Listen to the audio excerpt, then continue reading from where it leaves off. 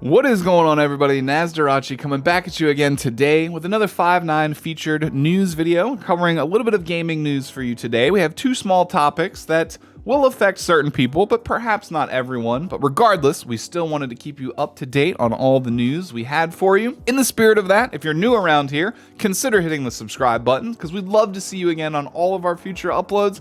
And if you do enjoy this a little bit more edited production value style of news segment, consider hitting the like button also, because maybe we can catch some luck and get a little bit of an algorithmic wave on YouTube. But with the intros out of the way, let me go ahead and jump in for the topics for the day. So as you can see over from the article on the right through my very nicely chroma keyed Vegeta t-shirt here, we see that Diablo 2 Resurrected will not have full 21:9 ultra-wide support, as it apparently breaks the game on release. Now, the worst thing about this article, which you can see I've kind of highlighted already right here, is at first, Blizzard did announce 21:9 support would be available in the game, and now they've had to walk that back. Honestly, out of everything we're about to find out here, I think that's the most damaging aspect of this. If they had just kept their mouth shut and announced that it was going to be available after the fact, once they had it worked out, they would have gotten probably nothing but praise. But since they opened their mouth too soon and promised it and now have to take it back, that is going to lead to a little bit of negative feedback for them. But I understand why this is the case. So without even having to really go through the article, I can confidently tell you in the audience that the issue is that this Blizzard or Diablo 2 Resurrected is based on the original coding of Blizzard North from the year 2000. Even though it's been cosmetically upscaled, given a new UI, it looks really nice, there is a button on the keyboard that you can press, and you can even press it repeatedly to very quickly go back and forth between the original vanilla version of the game, which is 4:3, a perfect square, like the old CRT monitors and televisions, and the new version. You can quickly switch between them, and that basically lets me know as a gamer that this game is running off of that original legacy code with just, a nice fancy coat of paint over it. Now, what's the problem with 21:9 ultra-wide support and Diablo 2, you may ask? Well, the answer is that it presents two very unique problems. One, when you're using ultra-wide, the game's still running off the legacy code, the monsters aren't really designed for you to be able to interact with them from that far away. Like the extra screen space you have on the screen that allows you to see much further means that you can, say for example with an Amazon or a sorceress, attack way more enemy mobs from further away than they're programmed to even respond to. So essentially, you can farm mobs and kill them without them moving, reacting, coming to attack you, no aggro, none of it. And that's bad. That basically ruins the entire game experience. Not only that, a little sub-factor of that, the second point to note, is that would give players with the 21:9 ultra-wide monitors a huge advantage in this otherwise, kind of competitive online game. They could see monsters from further away, they could see item drops from further away, they can see point of interest spots like experience shrines and other things from further away, and that can give them a huge advantage over the every player, which that's understandable if it worked. But since the monsters also don't work, they're not programmed to be able to respond to that, it's kind of a double whammy that does eliminate the possibility of us getting ultra-wide 21:9 support immediately on launch of the game. Now, they have come out, offered a compromise of a slightly scaled down 19:9, that's still much wider than 16:9, but it will have the black bars on the side of the screen for those ultra-wide players. So I almost kind of just recommend that if you're on an ultra-wide monitor, you may want to play this game in a windowed mode, and that's kind of just, unfortunately, the only option you really have for now besides 19:9 with black bars.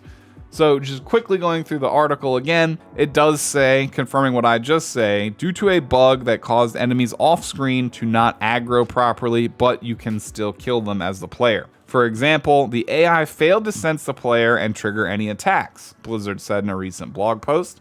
And furthermore, players with 21:9 monitors were able to pull many more monsters into battle at a range limit beyond the original game's intention. So again, not only does it break the game, but it provides them with a fairly significant advantage in terms of, situational awareness of what's going on the screen, simply because you can see a lot farther.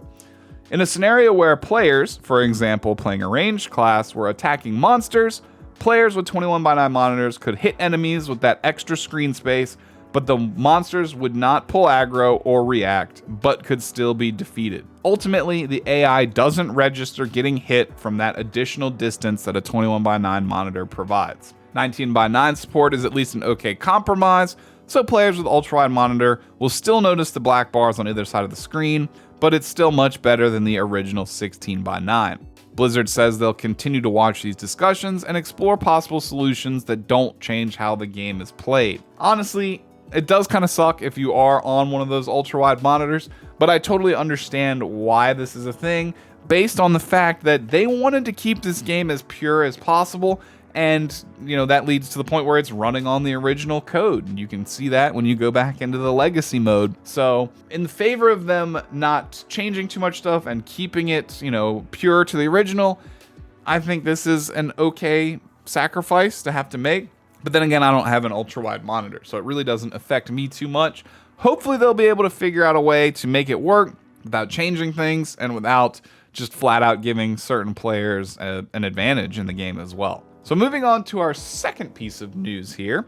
This one should be a little bit quicker to cover, as Nintendo of Europe lowers the price of the base Switch model in Europe due to currency exchange rates and the impending OLED model arrival. So Nintendo has explained today the original Switch model price change in Europe and said it's a reflection of both currency exchange rates and, again, the upcoming launch of the OLED model.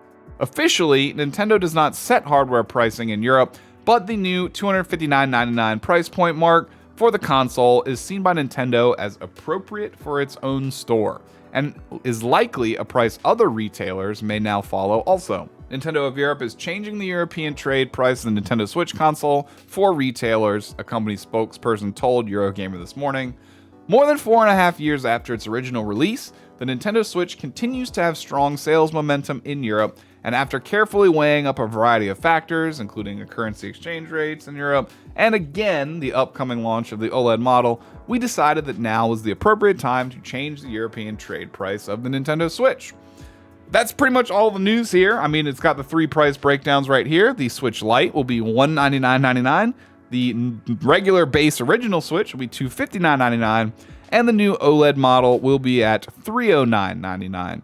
And that's a significant enough difference between all 3 of these that gives the consumer a variety of options. I always think that this is a better strategy in dealing with the retail market, because as opposed to just offering one single thing, that variety of options at different price points will pull in some sales from a variety of people in a different economic situations. So I think it's a good idea that they're doing this. I would expect, but I don't know for sure, that other regions like America, Australia, Asia, all these regions may follow suit closer to or after the release of the OLED model, maybe after or right at the release, just because it makes a lot of sense, to offer people different deals at different price points. So someone that may not be interested in spending the bigger price point may still buy something from you and get one of the cheaper ones. I mean, that's the best move right there in my eyes, and I'm no business major. And with that being said, that pretty much wraps up all we have to talk about for the day. Let us know down below if either of these pieces of news affect you personally, and we'd like to know. We, of course, will be streaming Diablo 2 over on twitch.tv/59gaming. We're live pretty much every day. I mean, really, every day, to keep you all as entertained as possible. So consider giving us a follow on over there, checking out the live entertainment. And with that being said, I think that's all for today. We can wrap this bad boy up. Comment down below. Let us know your thoughts. Again, if you're new here, consider subscribing, hit that like button, and we will see you again on our next video. Peace out, everybody. Have a great day.